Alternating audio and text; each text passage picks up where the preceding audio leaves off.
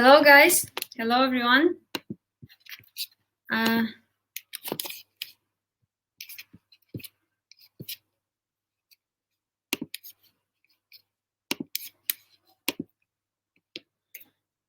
hope you can hear and see me.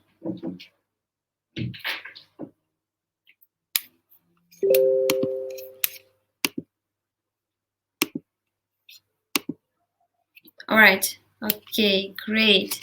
Let's wait for another 2 to 5 minutes because I sent the last email and the last people are going to join us and we can start. Hi, Howard. Great.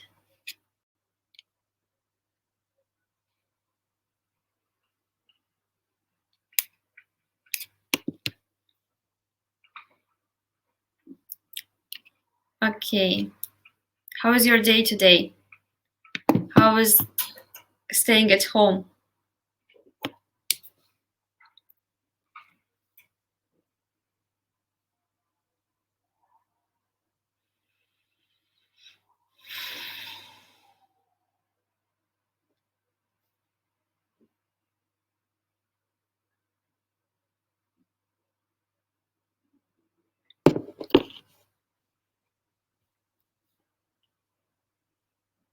Everyone can see and hear me, right? You have kids, so it's good. Doing great. Going fine so far home. Okay. Staying busy. All right, let me slowly start. Can you put plus, minus, whatever if you hear me and see me? I want to see that everyone can hear and see me. The slides are moving, the picture it is. Everyone can see my voice, can hear my voice. Right? Okay, cool. So I know everything is working. Welcome, whoever join us. Lucas. Fantastic. Okay. So I know some of you was on my previous masterclass. There will be some things that are going to repeat. If you can't hear and see me, then you need to reload the page.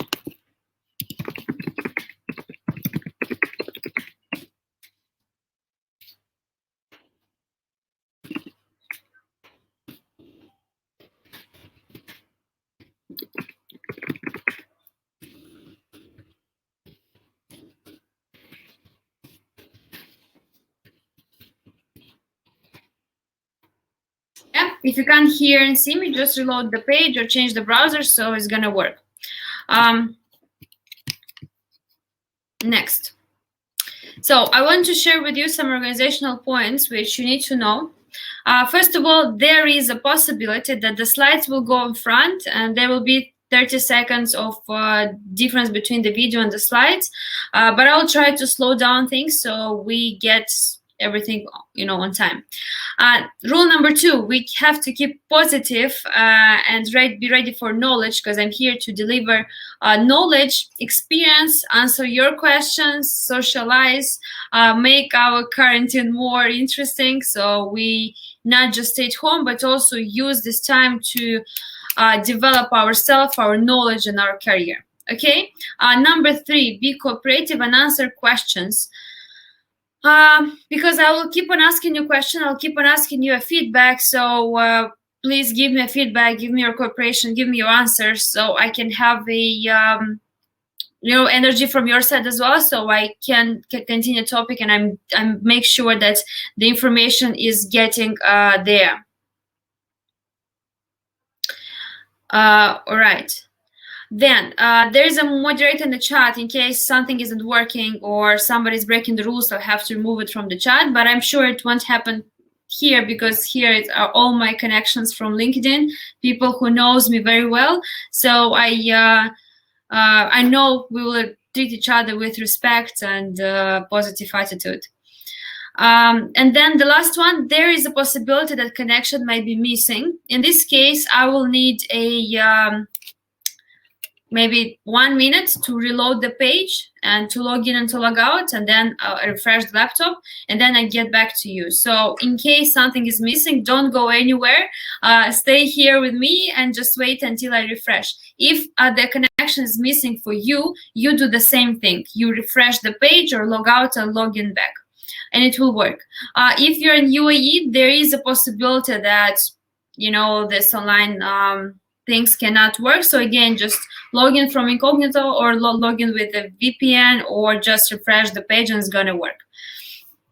And the last point, which I forgot to mention here, it's in the end, I will tell you to ask me questions. So in order to make it more efficient, more productive, give me time to deliver you the information. Give me time to deliver whatever I have to say. And then you can ask me questions and we can talk, you know, because if you keep on asking me questions between of my presentation, I will get distracted. I'll really want to answer you at the same moment, so we can drag out our conversation for a long time. So if you don't want to stay here with me for a couple hours, so let's make it more efficient and more productive. Is it okay? Everyone got it?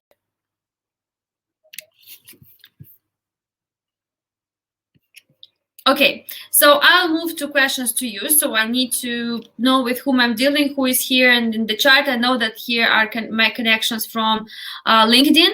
But still, tell me why you're here, where do you work, and what do you do? Like, what's your profession?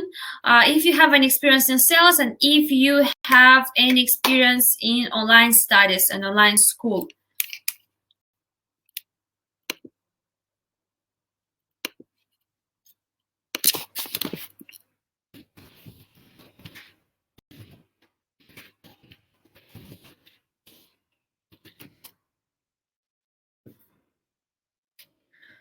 Okay, so your answers. Mustafa, if video is not working, just try to refresh the page. Okay. I'm a realtor. Okay, you're my colleague. Imtiaz, I was a realtor in Dubai as well. Life coaching mentor, Howard, yes, I know you, of course. You're doing online free courses, great. Murad, you're here to evaluate sales experience. Know how it sales representative in a hotel manufacturer. Wow. Okay. Mazen, you're in Dubai, general manager of Circus Up. Best practice for the team and myself. Great. No, Bandar, you didn't miss anything. We just started, so don't worry. You're here just at the beginning of the information. I'm going to start everything later. Jeremy, I used online studies and already purchased yours. Oh, you purchased my course. Thank you very much.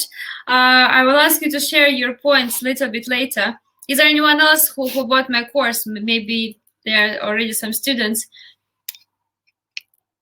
Murad was working in retail for 14 years. Okay, great. So then we can share experience with each other. Dubai sales manager in whole automation company. I'm not sure I'm still employed. Looking for some sales tip, prefer online course and trying to make it. Yes. I'm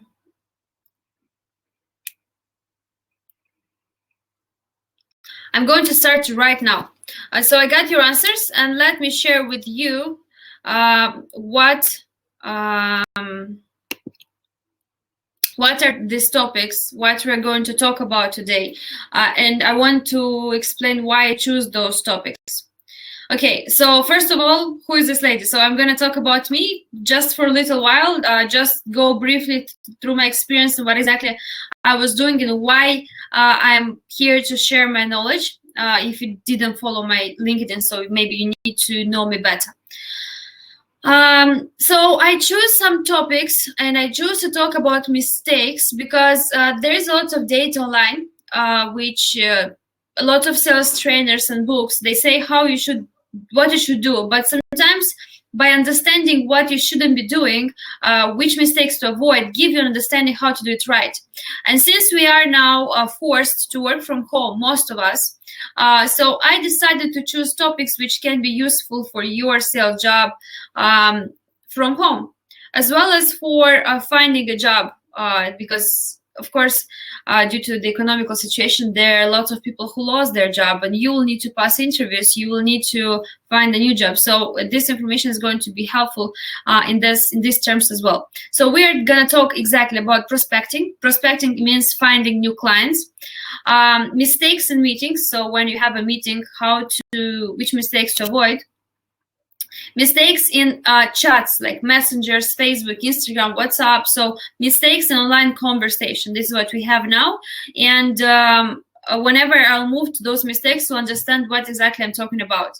Then I'm going to say how to solve those mistakes, and I'll present you shortly my course.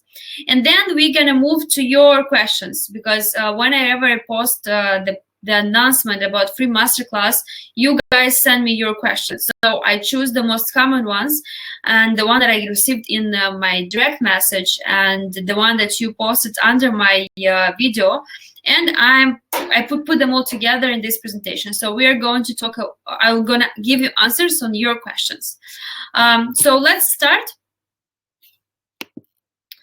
Yes, it started. From my side, first of all, I put all my effort today that each of you will find out something interesting, something useful, and won't consider this 90 minutes a waste of time. And I promise it's going to be fun. We need to entertain and to enjoy our time at home. And the most important, to learn and to use it in a very efficient way.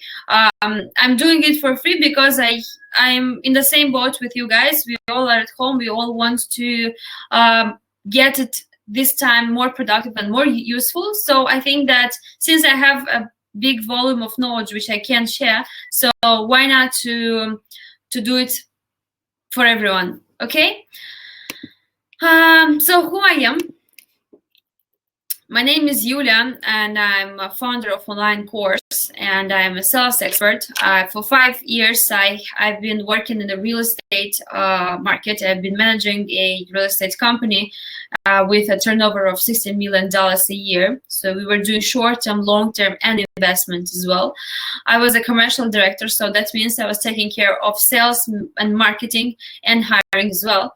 And the last year, I'm helping multiple companies to X5 or even extend their revenue through optimizing the sales processes, providing their sales enable contact and training to their teams. So I kind of visit companies or join companies for a while, for a month or a week, and help them to increase their sales to a next level. So I'm a kind of outsourced sales manager and help people to increase their sales. I manage and trained over 1,000 people in my career, but maybe even more right now. I don't even count, because whenever I do outsource, I don't really know how many people are there learning. I developed my personal sales technique, which increased conversion rate from lead to deal up to 20%. So this is those who are in sales, you know that 20% is a very good conversion, and it depends on the industry. In some industries, I did increase it even higher. I conducted more than 3,000 interviews per year. So like I did to talk to lots of people, so I can easily tell you what you need to do in the interview. You can freely ask me this. And I graduated University of Grand Cardor, which I'm going to talk more about this later. Also, as I said that I have online training, I want to show you the map of the world. This is where my students are, and the amount of circles means where are the most of them. Yeah, you can see I have students all over the world, and all of them are really happy to. Just a second.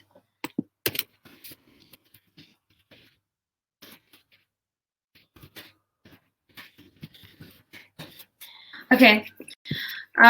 Yeah, so about me, this is it. I want to just also say that I read a lot about sales, and a lot of people are asking me about sales books.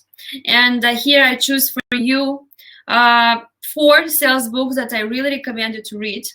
And the one, by the way, I'm reading right now I'm rereading it already the 3rd time, I think, is The 7 Habits of Highly Effective People by Stephen Covey. I recommend it to all people who are into business, who are into sales, who are into this kind of stuff. Then there is 2 books of Grant Cardone, The 10x Rule and The Sell or Be Sold. Both of them are by Grant Cardone. So I really recommend. This is, for me, Grant Cardone is a superstar of sales. This is my main teacher, and I really recommend you to take these books if now you have time. So go through them. And then there is Brian Tracy, The Psychology of Selling, and there are lots of, by the way, other Brian Tracy's books. So these 4 books I recommend you to start with, and if you feel like you need more, you can text me and I can recommend you more sales books, because there are lots of good content out there. But since I'm reading a lot, so I can deliver you information in an easier way, so you don't have to go through all of them. And let's see how it does go. So now, since we know each other, we can start. Yeah. First, I want to start with mistakes in prospecting. Who knows what is prospecting, first of all?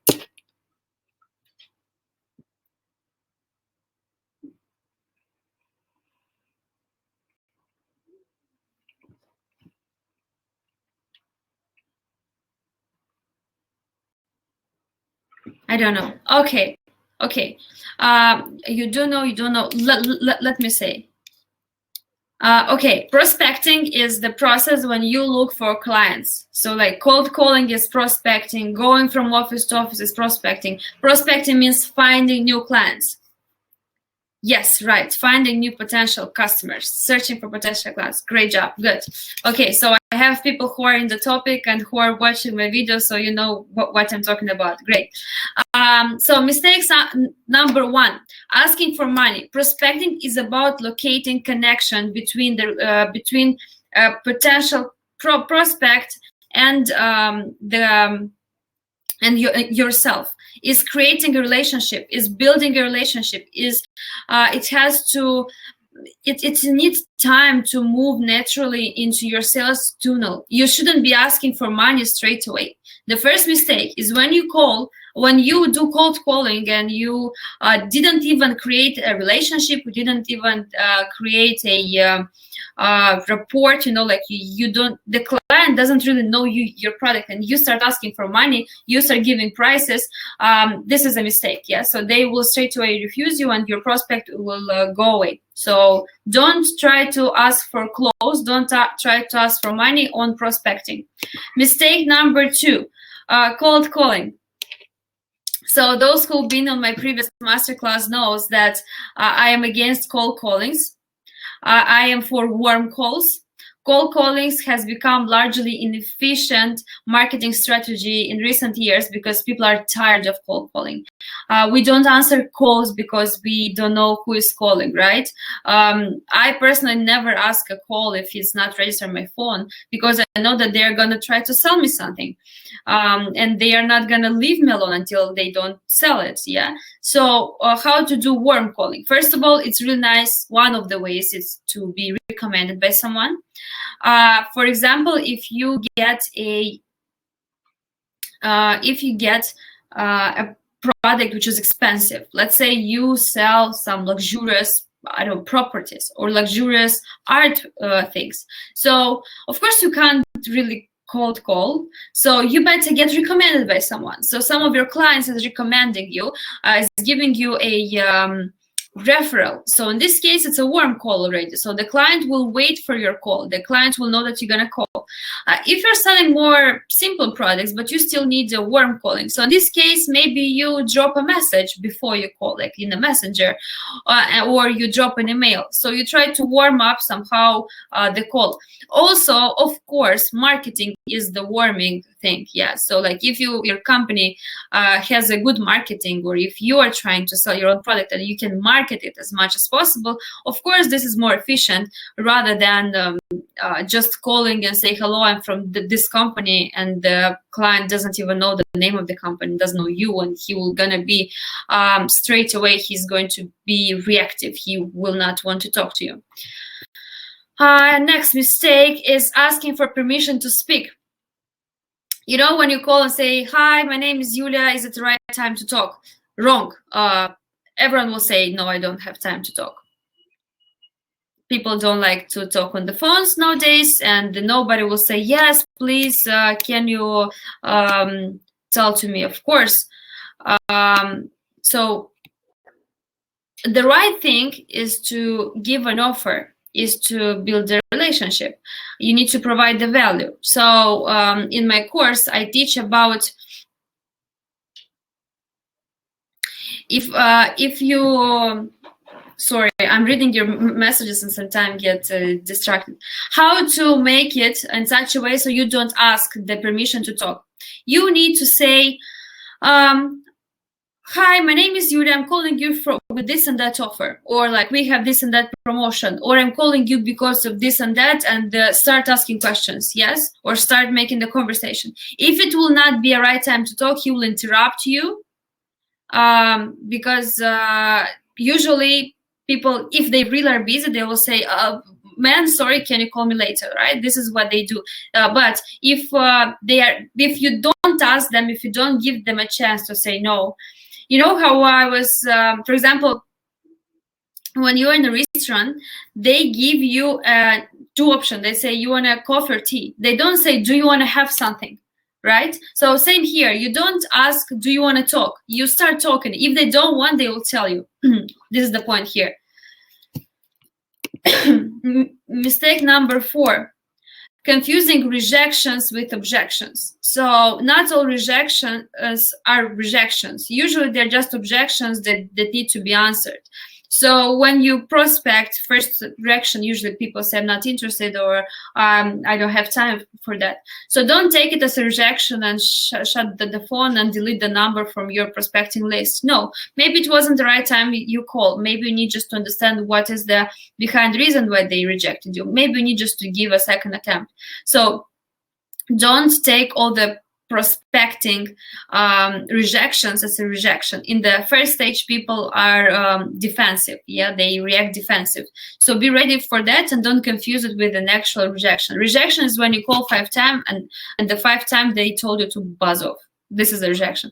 Everything else is just an objection that can be overtaken. Sorry. Number 5, reaching clients in a wrong way. Yes, I said this example in my previous masterclass and I want to repeat it again. See, there are different kinds of people, and you need to know what is your customer, what is your potential client, who is your client, what he wants, and what is his background. So like if you know your client is a 30 years old lady, she's a professional, she works in that industry, this is her lifestyle. Yeah, so like I'm describing myself in a way. Yeah, so most probably the best way to reach her is going to be email or a WhatsApp or maybe a LinkedIn message. Yeah, so there where she is active, there the place where she kind of answer. If you give an example of maybe an older person, like someone who is 60 years old and you sell products for older people, so obviously you won't find them on Twitter and on Instagram, even if they look on Instagram, but they most probably won't answer that, right? So you need to reach them by phone. So when you TikTok, yeah, when you start prospecting, first of all, you need to have an image of your client. Once you have an image of your client, you need to know where this client is spending his time. Right? By the way, I don't spend time in TikTok. I think I'm old for it. I don't really know it. But I spend time on LinkedIn. So the easiest way to reach me to try to sell me something is on LinkedIn or on WhatsApp. This is where 2 places where I am. So find the best play, the best way to reach your clients. I know the most easiest way is to pick up the phone and start calling. And a lot of companies are selling their databases, and a lot of companies are buying databases. The person who's in real estate will agree with me. So you usually have databases and we start calling business apartments owners and try to sell them something, but they are not really comfortable about this. So you need to find a best way to reach your client, not the best way for you. For you, it's easy. It's just pick up the phone and start calling, but the best way for them. So the mistake is here is not reaching by the way how you feel comfortable, but you need to reach the way how they are expecting you to reach them. Done here with mistakes. What do you think? And we'll move to the next ones.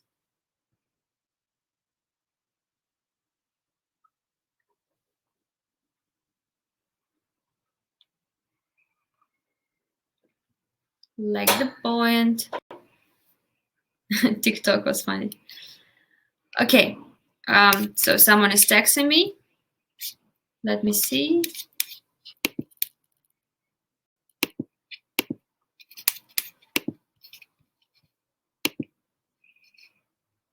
Good. Okay, great. Useful. Got it. Let's move forward. Mistakes in meetings. Everyone knows what meetings are, right? I know we can't do really meetings now a lot, but we do have Skype meetings. I'm not too old for TikTok. Yeah, but I'm just too serious for TikTok, I think, and I don't have time for it. Okay. So first mistake in meeting, you don't understand the goal of sales meetings. A lot of people think that their goal is to explain their product and service, to show their capabilities and to differentiate themselves from others. But the real purpose of a sales meeting is to generate interest, to continue the conversation with you, to determine if you and your product and your service are truly make a difference to that person and that company. So this is about Skype meetings as well. Like if you're using now Skype or Zoom or bot team meetings, right? You are about, like, you're talking to your clients online. So your target is not to present. Your target is not just to talk. Your target is to create a relationship, to generate interest, to make a conversation, to move it to the next stage, to make the client to want to work with you. It's not about you talking. It's about making a relationship. So you need to understand the target of a meeting is not you talking about the product and service and try to explain why you're better. It's not this. It's about creating a relationship. Number two, you don't really know who are your competitors. So whenever you go on the meeting, you need to know the market. You need to know the products they're offering. You need to know their offers. You need to know your competitors, not less that you know your product. So whenever you go in the meeting, you need to know what exactly out there in the market. So whenever you get an objection that I got it somewhere else or I got an offer somewhere else, you need to know what was the offer. You need to know what were they offering. Ideally, you need to get even a proposal, like some proposal from their side, by showing that you know what other people are offering on the market. Number three, you aren't prepared.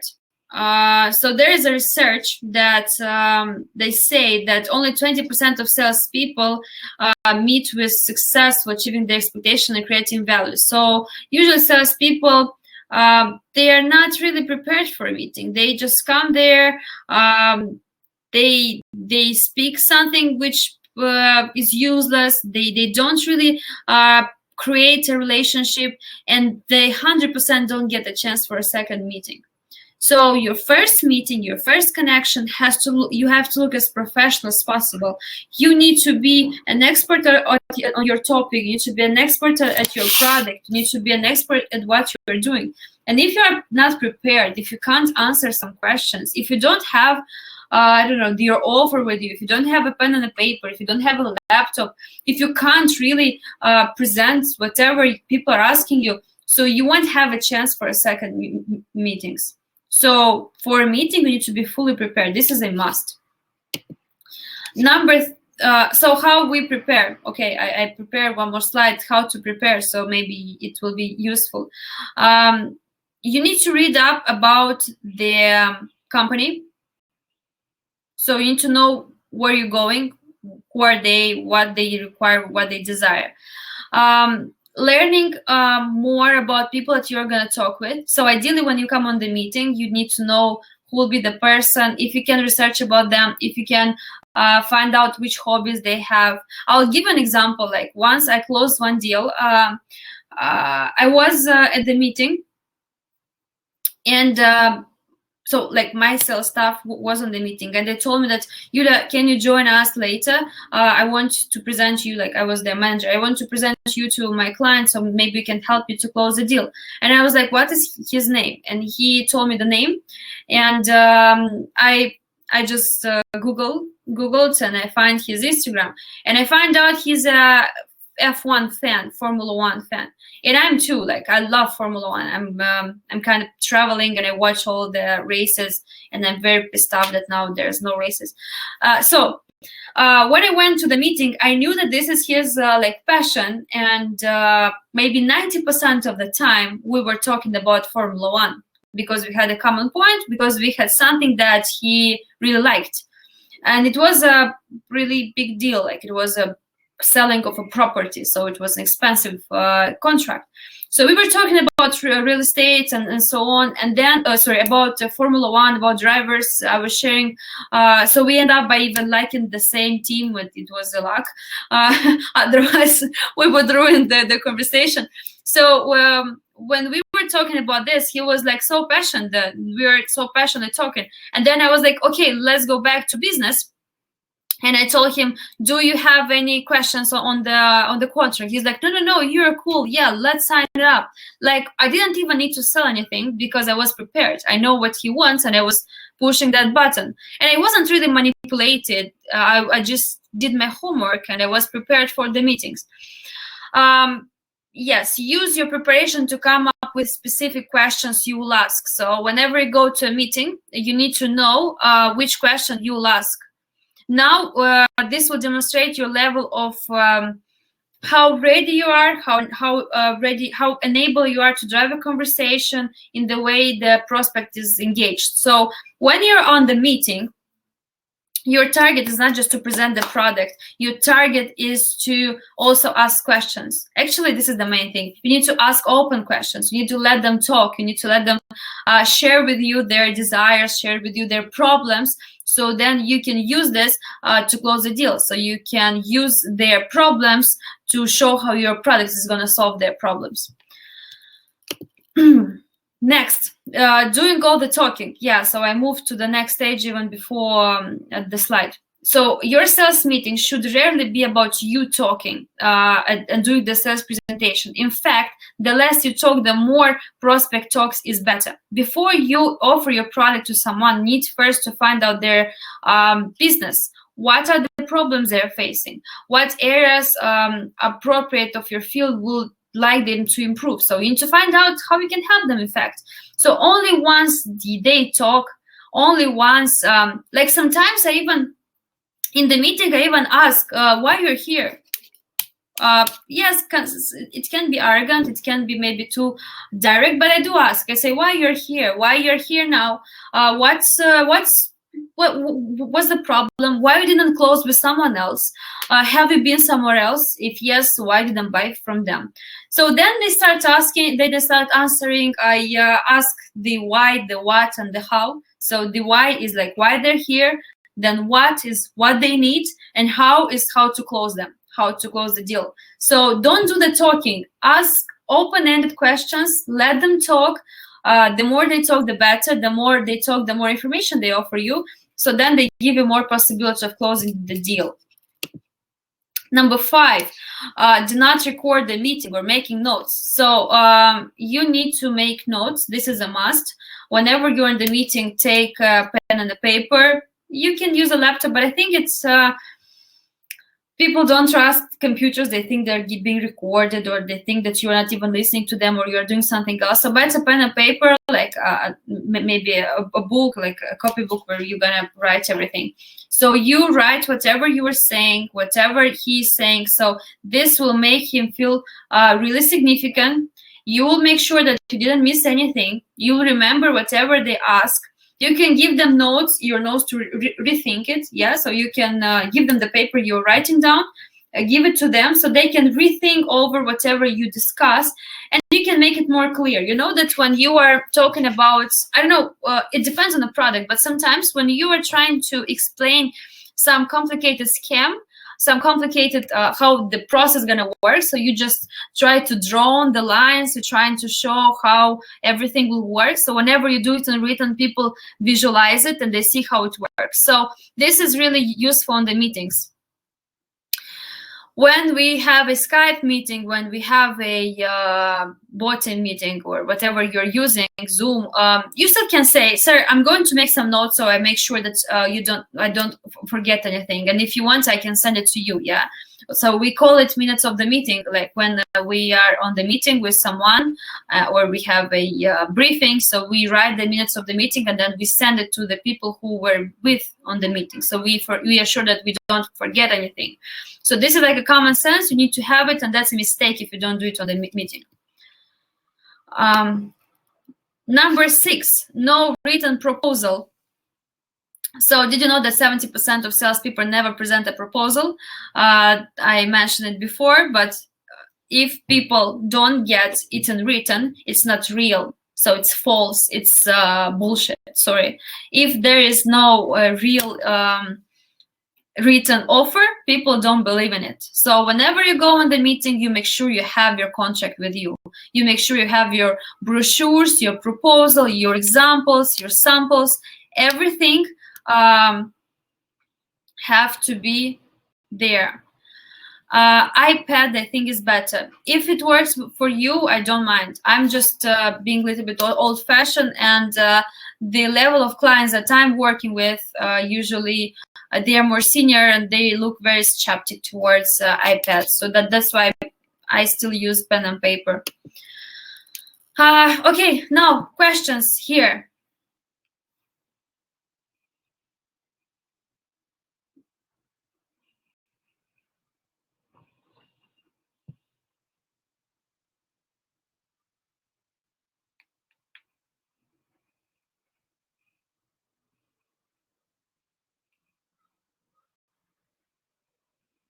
No questions. So far, so good. Okay. Let's go to any difference between B2B to B2C. In terms of meetings, yes, business cards is a must. I like, by the way, there is electronic business cards. Yeah, you know this. I forgot how it calls. So like it's this square, you know, the one from Android, the one that like with black squares. So like it's not a business card, it's like a picture which you can scan and you get all the information. So like you can use that as well. People will appreciate it. It's a cool thing. You know, the one that we have on Skype as well. So we scan, so we make the Skype to be on the laptop. So people do this kind of business cards. The difference between B2C and B2B. There is a single difference, is that there's no difference. In B2C and in B2B, you need to interest your client. When you are in B2B, you need to interest the decision maker. So you need to talk to the decision maker. Don't waste time to people who don't take the decision. So this is the only difference. When you're in B2C, you talk to a person, you sell him. When you're in B2B, you need to talk to that who's in charge of purchases or who's in charge of whatever product you're offering. So you need to interest that person who is a decision maker. Yes, hard copy of proposal is a must.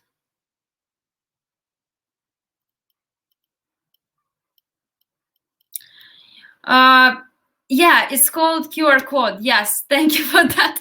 Sorry. Yeah, I'm still a girl and I forgot about, yes, a QR code business card. This is a cool thing. It's very nice to use on events when you are on different events and you meet people. So you have it on your wallpaper so you can show it to people and they can scan it and you don't exchange no papers, but you have it already on your phone. It's a very useful trick. What if client is talking too much? It's good he's talking too much and taking your time to acknowledge. It's fine. Let him talk. There are some kind of people, they need time to talk. They need time to develop a topic. Use it. If they talk to you, it means they're interested. If they don't talk, this is worse. Let them talk. Let them speak and then use it in order to close the deal. Okay?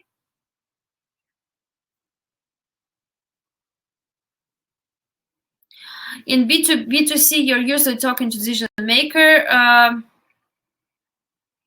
Yes, make them feel like they're the boss. No, in both cases, you need to talk to the decision maker. Even in B2C, sometimes you talk with the husband and the wife is taking the decision. So you need to make sure you get the wife on the meeting so you talk to her as well. The same in the B2B, you are talking to, I don't know, HR manager, and by the fact, everything deciding the CEO. So you need to get somehow to meet the CEO. I'll move forward. to the most interesting topic now. It's mistakes in messengers such as Facebook, Instagram, WhatsApp, LinkedIn. Why? Because now we are at home. Now we approach our clients online. Not only now, we usually sell our products on the messengers. I don't like being approached by phone, so I literally don't answer phones. So if you want to approach me, you need to send me a message on WhatsApp if you have my number. So I want to talk about mistakes over here. You're fine, yes? I'm moving to the next stage.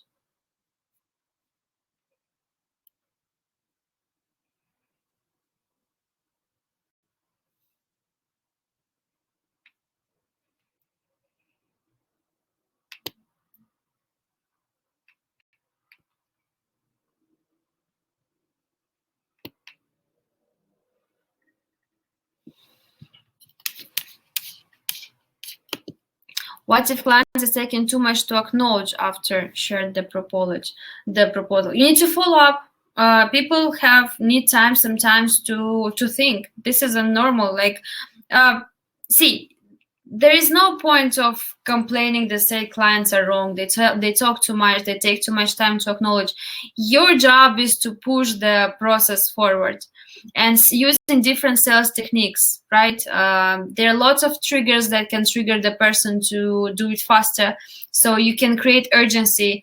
You can say that if you sign up today, I'll give you a discount. If you get me an answer, you can benefit of this and that. I can give you extra this and that. So there are lots of things that you can use against people taking too much time after you presented the proposal. So first mistake, greeting is not enough. This is the common mistakes which, guys, I want to share with you, and I'm pretty sure almost each of you are doing this. And this is a mistake not only in sales, also in relationships. So you add someone in contacts and you want to start talking and you just send hi. This doesn't work. This is not enough. Usually people don't answer just to hi because it doesn't give any background. What's the point of sending a hi? I'm giving you some screenshots of my personal Instagram conversations. So like I get hi every day, like this people are sending me, and I don't even answer them.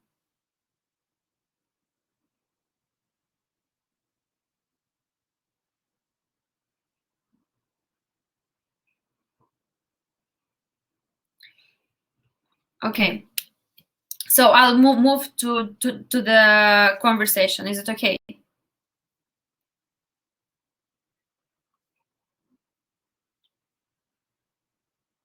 Good. Oh, fine. Great. So what I was saying, that just hi is not enough. In LinkedIn, I also get it a lot. So we connected.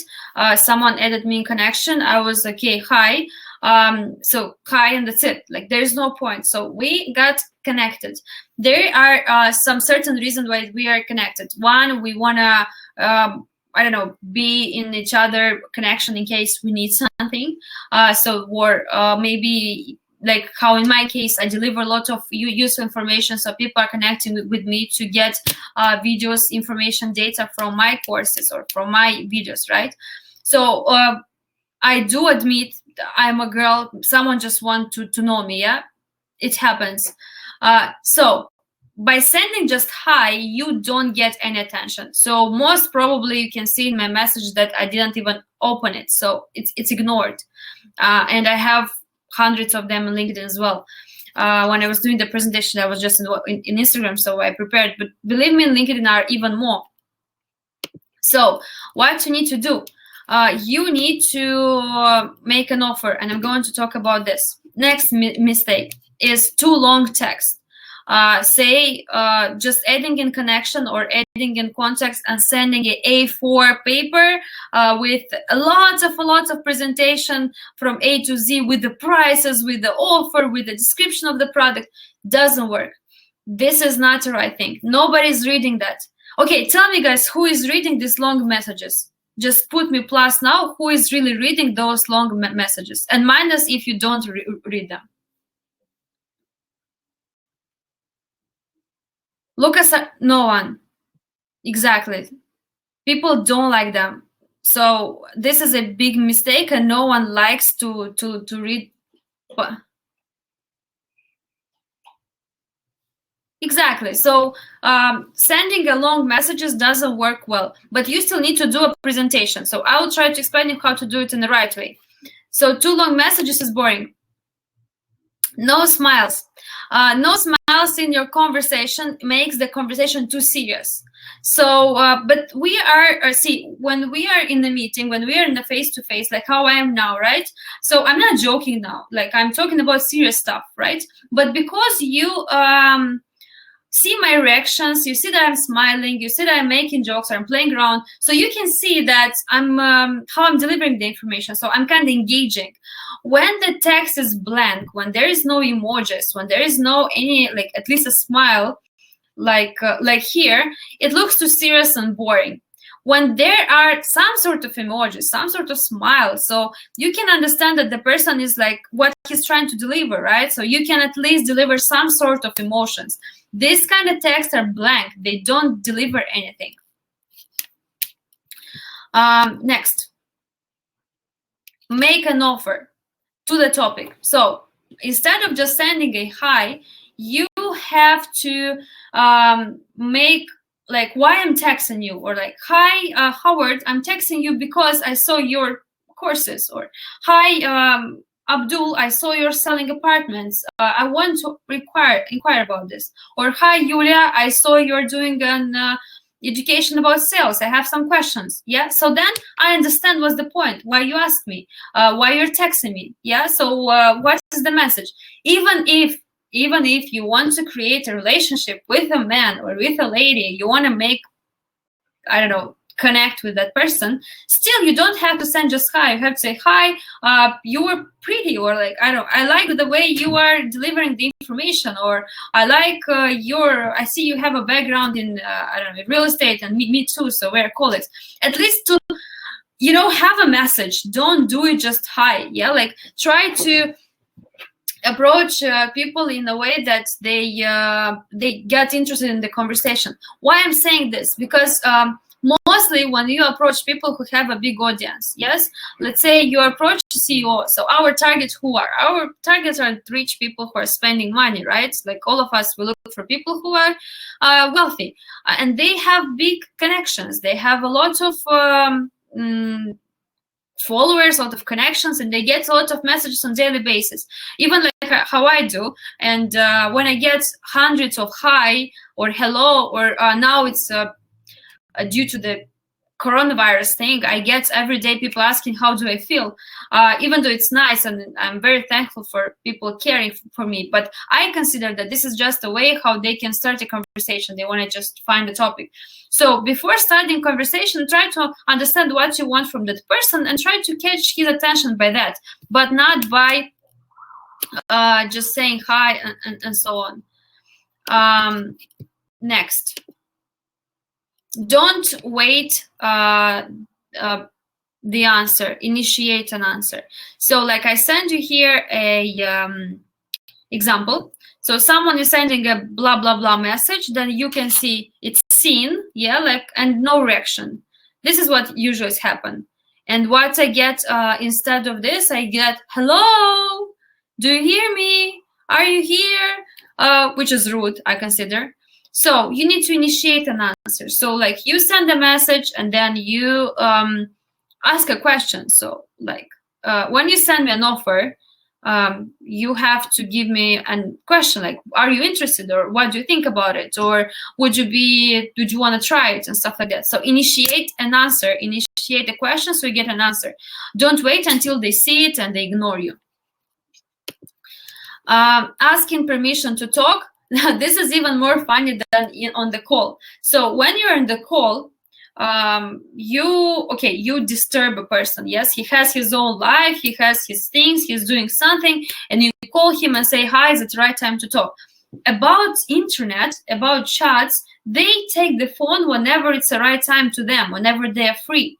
So asking if it's the right time to talk, it doesn't make any sense. Asking like, may I ask you something? May I offer you something? Would you be interested in cooperate? Are you available for a small chat? Is it the right time to talk? Is it the internet? Is it like 2020?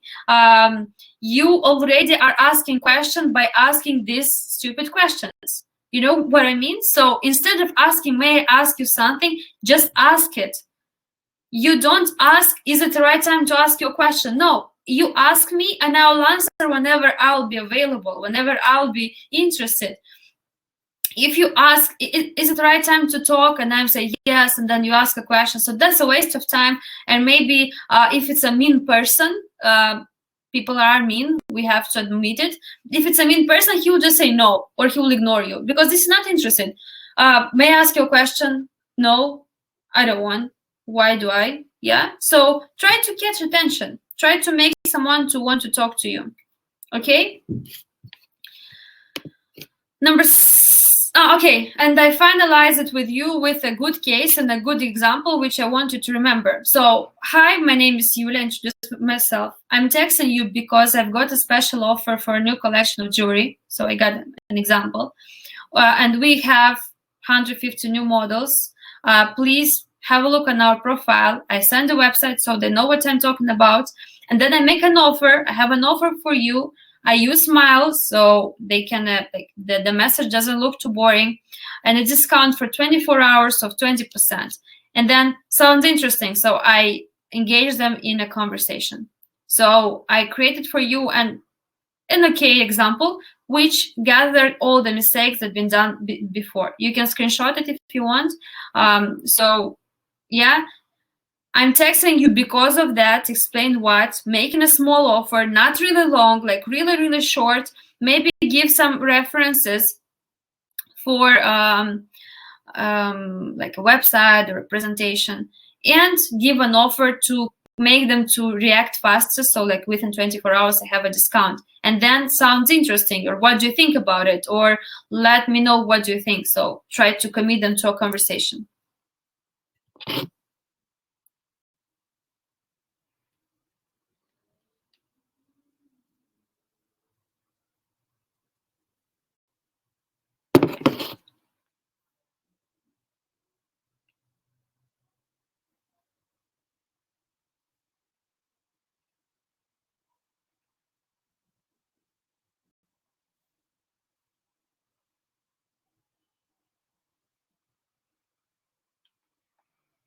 Is it clear here? Yeah.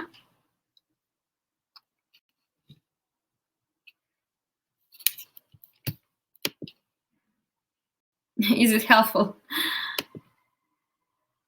Okay. Clear. Good. I remind now one thing which I want to share.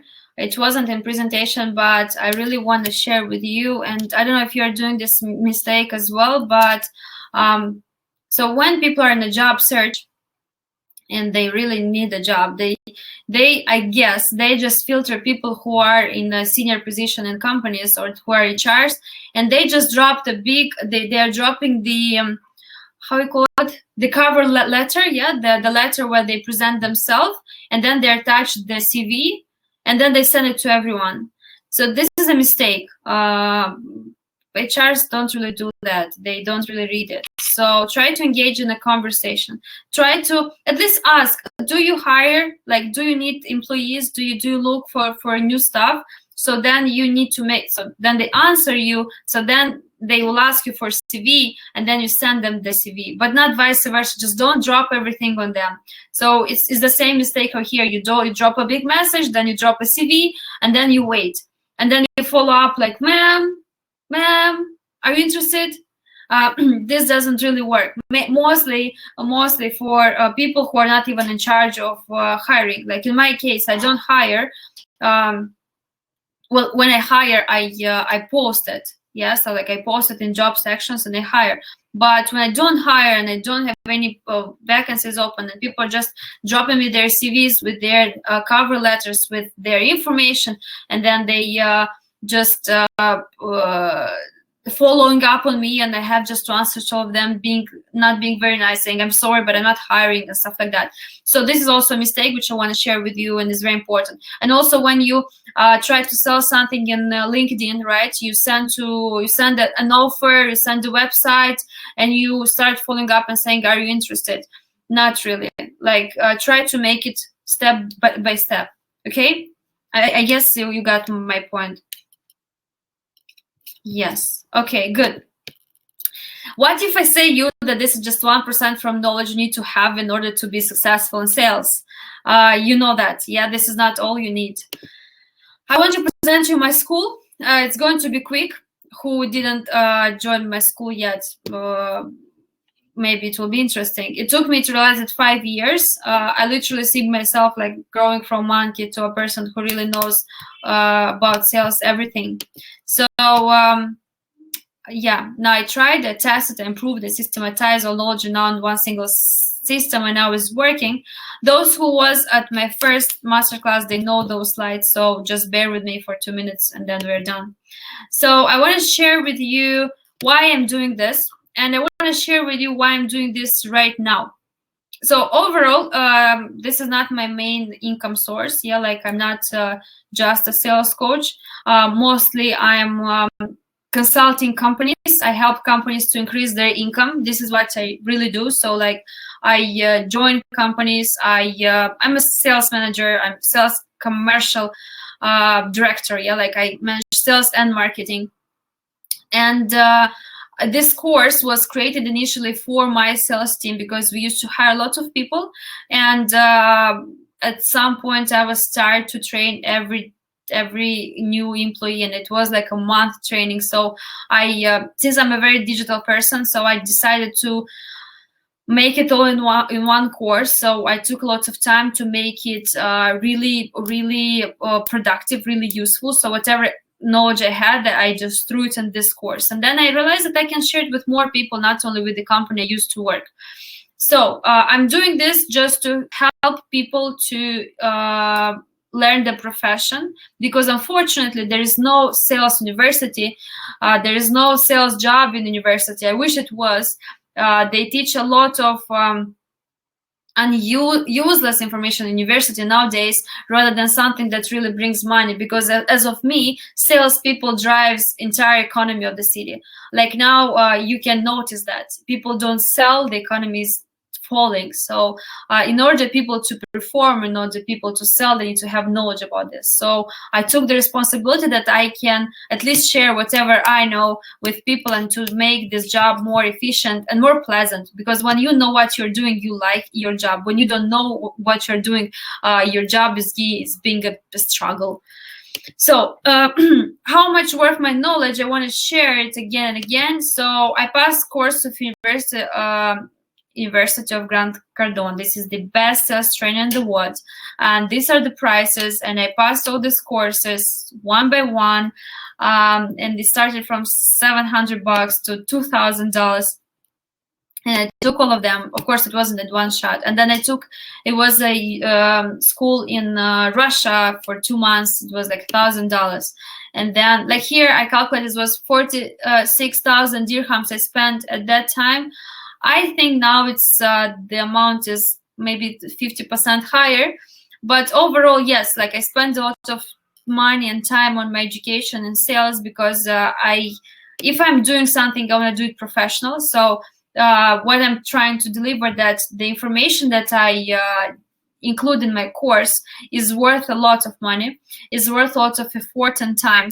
And I really recommend to each of you, if you want to become professional at your job, you need to invest money and time in your education. You can't become a very strong and professional at your job if you don't invest time and money. And by the way, now when you're at home, this is the best time when you can use your free time to invest in your future. So my course is done. It has 3 parts. Yeah, the first one is called Sales Basics. Second one is Understanding the Buyer, and the third part is Sales Process. The first part is about motivational stuff is understanding yourself. Second is about understanding your buyer. And the last one is about the sales process itself, the sales stages, the sales tricks, secrets, mistakes, whatever you need to know in order to really do the job. So once you pass the course, you can make your own sales script. You can start going and selling any products. You just need to learn about the product, and that's it. The format are online videos that can be accessed from any part of the world.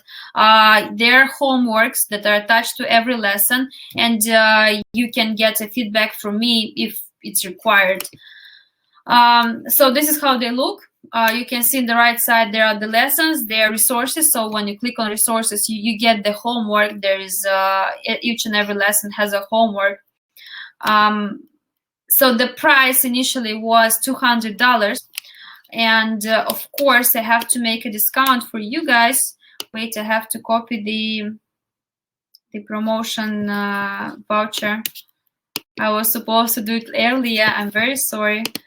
I'm going to make you a discount.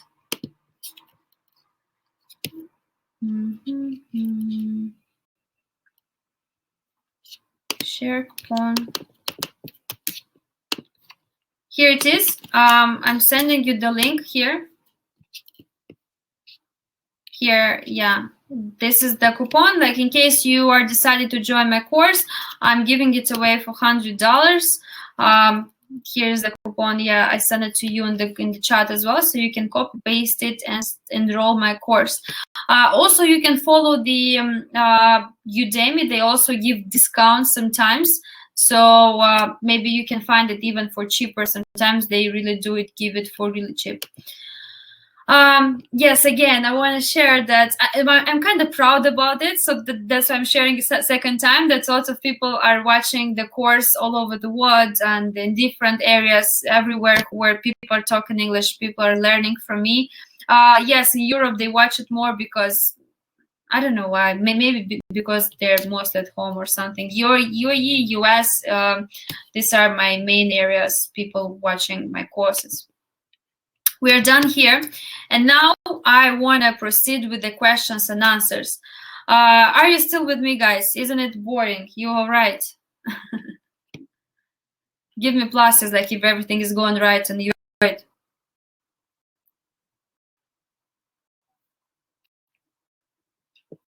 Oh, good. Cool. All right. Great. Okay. So your questions, I just copy pasted it from the last from the chat that you were asking me, and then we are going to. You can ask me other questions, and I'm going to answer them. So my first question is how we successfully launch a product without advertisement. I do not believe in launching a product without advertisement. I consider that every product needs marketing. It's another thing, is it a paid marketing or not? This is a different thing. Like, for example, in my case, yes. So I didn't spend much money for marketing. Like, I don't make paid ads. You don't see my paid ads on LinkedIn. You don't see my advertisement in your social media, right? But I do spend my time and effort in LinkedIn by sharing my information, right? So I do not believe in launching a product on the market without marketing it. If you don't market it, nobody knows it. If nobody knows it, nobody's buying it. Unless you don't, I don't know, you do some trading and you have some products that you can store in like a grocery shop or supermarket, and they will buy it just because they're there. But I don't really believe that you can start a business without advertising. What channel company use about their recoveries from market? So I guess it's about sales. What ways people are getting their sales? This is the question, right? If the person who asked me this question is here, I hope I got the point. So what are the channels that companies are getting their sales? Okay, so companies, it depends on the products. So of course, there is a big amount of people getting their leads from internet. So there is a Google, AdWords, paid advertising on Google. There is social media such as Facebook, Instagram, LinkedIn, Twitter, and they are having a paid ads. Now is also very actual bloggers, influencers, so they advertise your product, you get leads. Then we have outdoor advertisement. Then we have recommendations. Then we have third party who is selling our products. Let's say if we are in a hotelier industry, so we have tour agencies who are selling our products. We also have marketplaces such as on Amazon, Souk.com, ASOS, eBay, and stuff like this. This is where also we get our leads. What else? Udemy, yeah, like how I sell my course in Udemy. It's also a marketplace for courses. So I think I answered here, right? Okay. Number 1, expand on personal sales technique from lead to deal. Okay, so my personal way of selling, I would say this is my personality. So this is the way how I talk to people. My sales technique is to really care what the customer needs. So it's about empathy. So I really try to understand what is his issues and really try to solve it. So I'll be honest, I don't really use all the sales techniques that I know, because of course I know how to, manipulate or how to make someone to buy. But my way of selling, and the one I usually promote in my course as well, is the empathy. So like the salesperson really care, really does want to help the person. So this is my personal sales secret, is to really want to help that person, to help him to solve his problem. Number 2, in generally, what does it take to succeed in sales? Qualities and characteristics. Okay. By the way, it was before a post which I asked my connections about this, and I consider that the best qualities a salesperson should have is 1, good attitude. So you can't sell if you're upset, angry, annoyed. 2, consistency. So sales, it's all about consistency. You have to be regularly prospecting, regularly following up, regularly learning new things on the market, regularly researching the market, and so on. So it's about consistency. It's about product knowledge and professional knowledge. So this is where comes the training. I think everyone who is trying to sell something, who really knows how to sell it, and what they're selling. If you don't know how to sell and what you're selling, you can't be successful in selling. Number 3, what is selling? Expand on this, please. Okay, selling is okay, how to say it right. Selling is convincing someone to agree with you. Selling is the act when you make someone to be on your side, to be agree with you, to do whatever you need. I'm selling you on my idea of selling. I'm selling you a bottle of water. I'm selling you a phone. I'm convincing you to be agreed that this product is nice and is worth it to buy.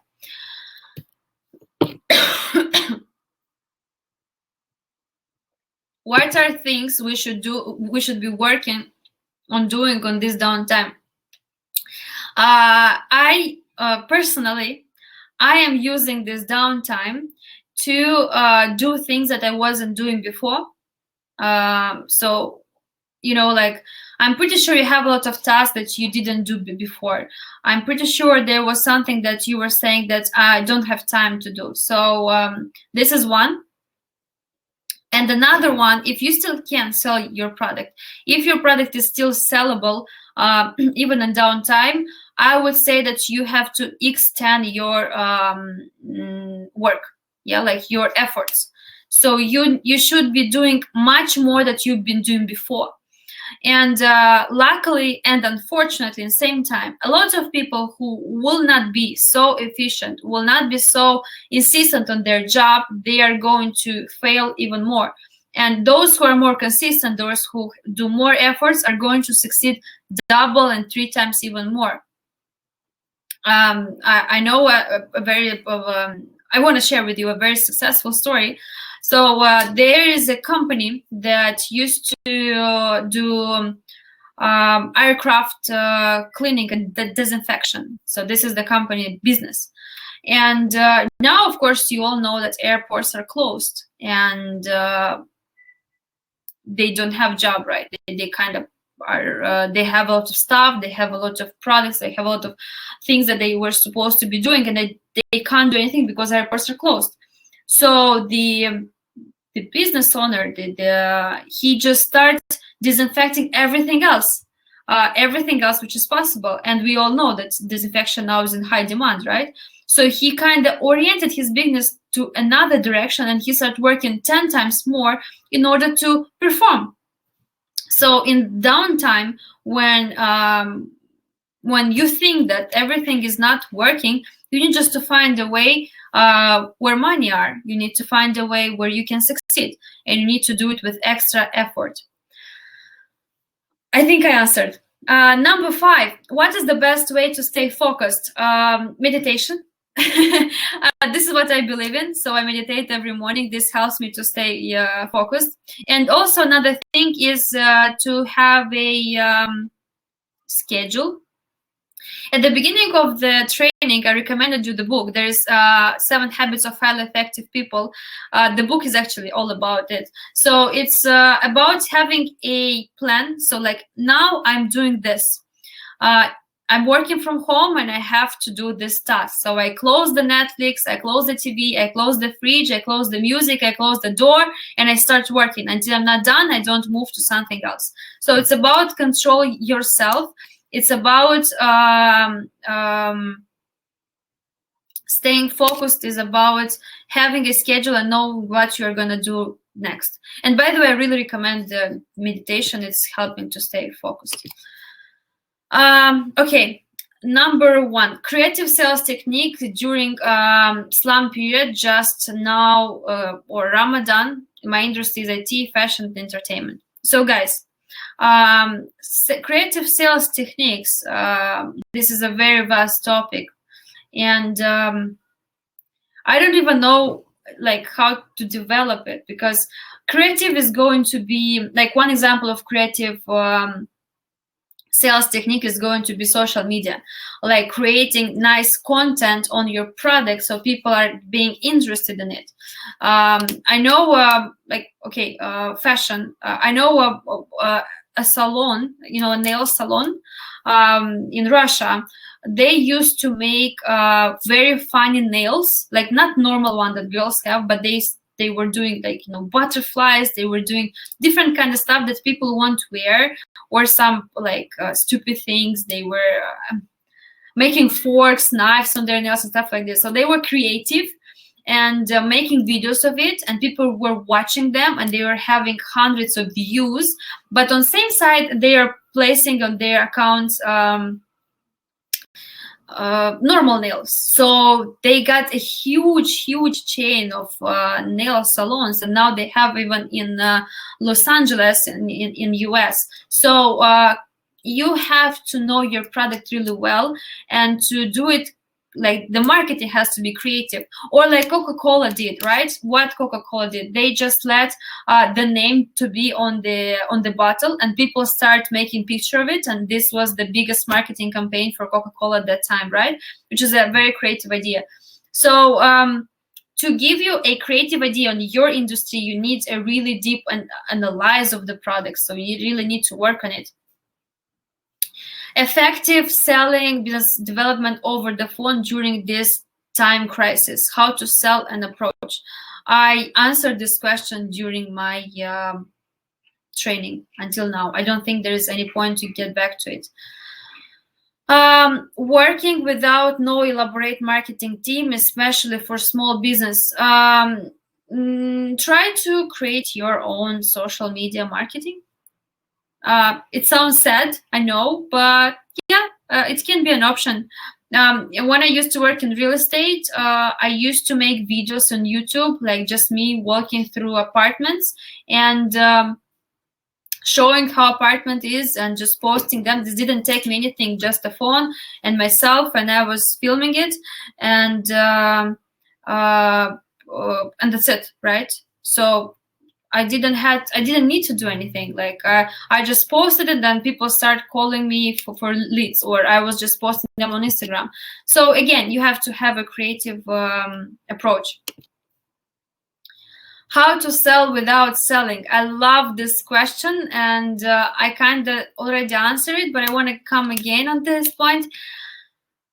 Don't sell. Try to give a solution for people's problem. This is not selling. When you really show to your customer that you care about them, when you really show empathy, when you really show that you want to help them, this is not selling. This is helping people. And this is what I recommend. I like when sometimes I go to a shop, and when I see the sales representative being so careful, so she really want to help me to find this freaking dress that I need. Sometimes I'm buying from here just because I feel kind of bad. Like, how come I won't buy from her? She's so nice to me, So selling without selling, it's helping people, trying to give them the best solution for their issue.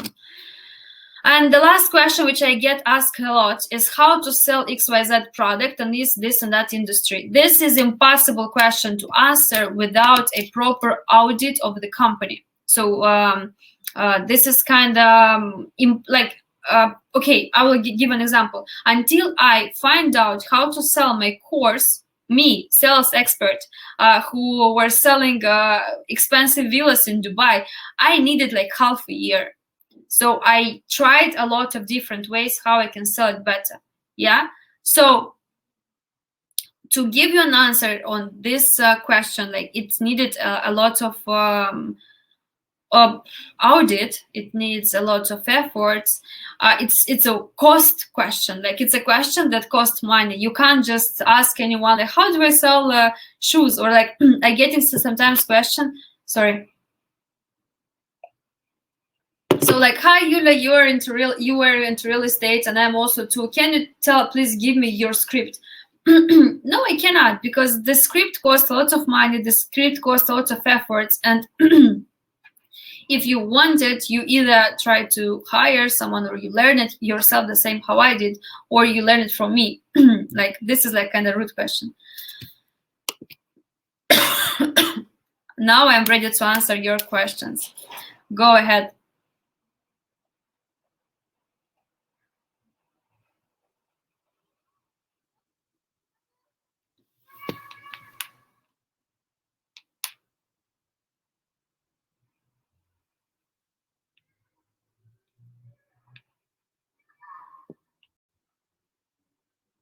I'm waiting, yeah? Thank you. I'm glad that is useful. By the way, if you really feel that you have a gap in sales and you really want this kind of approach, like this kind of chat we have right now, you really need to go for my course, because my course has the same amount, the same kind of information, but in all kinds of angles that it can be. Guys, you're sending me messages in direct, and I can't open them. So can you send them here in chat, please?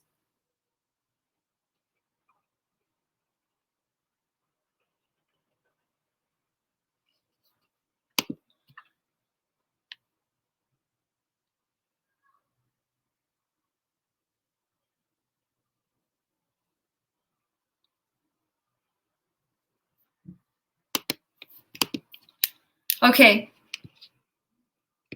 What is the difference between sales and marketing? So these are two different stages of pipeline. Marketing is showing the product, showing it in any way. Yeah, like it's social media, it's outdoor marketing, it's newspapers, it's TV, it's radio. This is marketing, talking about product. Sales is actually closing the deal. Sales is actually taking money. So one comes after another one. If we are done, then it's very good.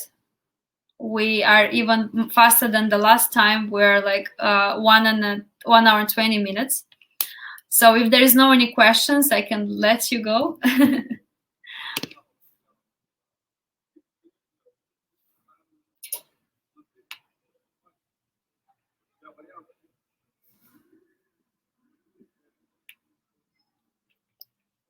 Great. Thank you, guys. I hope to see you again. Oh, okay. What about business development? Okay, I got questions. Sorry. Let's get back. What about business development? What do you mean? Business development is also a sale. You just sell on your business. The same procedure. If you like, I don't see a. Okay, I will tell you my perspective about sales overall. How did I ended up from selling apartments to consult any businesses from any industries? And I literally did. I consult restaurant, I consult B2C, B2B, I consult IT products, I consult insurance products. Doesn't matter. It doesn't really matter. Why? Because there is a certain formula that leads you to success. Doesn't matter what you're selling. So business development is the same. It's just a different product. Like if you sell phones, this is one product. If you sell business or if you sell an idea, it's also a product. They're similar. The way how you sell them, they're similar. You just need to know the technique. The important qualifying questions that you need to ask every prospect is the why, the how, and the why. Oh, the what, why, and how. What is the product they want? So you need to understand what is the product they want. Why is why they need the product. So it actually why will give you how, and then how is how you can sell them this product. 3 questions.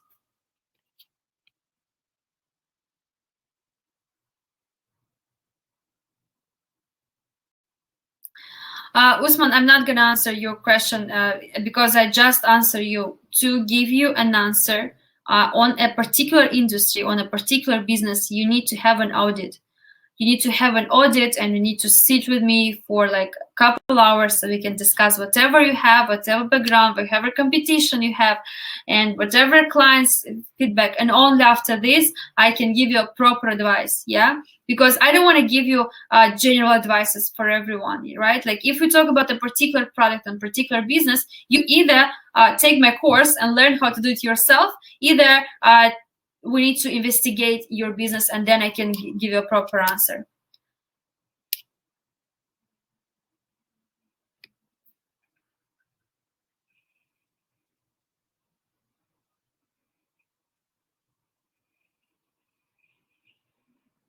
Okay, Lucas, maybe you do some mistakes that I mentioned before in LinkedIn prospecting. Yes, so maybe you try to approach them with an offer. Maybe you try to approach them with an interesting approach. Yeah, or maybe you can become a thought of like sharing some information online, and if you're connected with them, so maybe they may be interested about your product, not texting them in direct message. Maybe you just post on your line and they will see it, and maybe they'll contact you if you post it in an interesting way. Usman, any perfect techniques for negotiation with the customer? So negotiation is answering the objections. There are 6 types of objections, such as time, need, authority, competition, and something. So each and every type of objection has its own way to answer, and this is a topic that I can talk for hours. So there is no, again, a perfect technique of negotiation. A perfect technique of negotiation will be always agree with your client, never disagree. So whenever your client is telling you that this phone is blue, you say, yes, I agree with you. I understand your point. It makes sense. And then try to prove that you're right. Don't disagree with your client. This is a perfect technique to negotiate.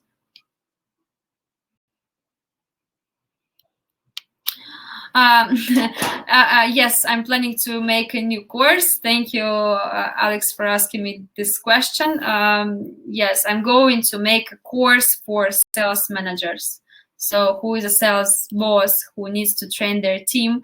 Welcome, maybe shortly. I'm gonna post it. This is unfair because you, Alex, know that I'm doing the course. How to approach new customers in purely unknown market. I said it before. I just mentioned it in my previous masterclass as well. Find the best way to reach them. Research about them. Find common points. Send them a proper message and then approach them.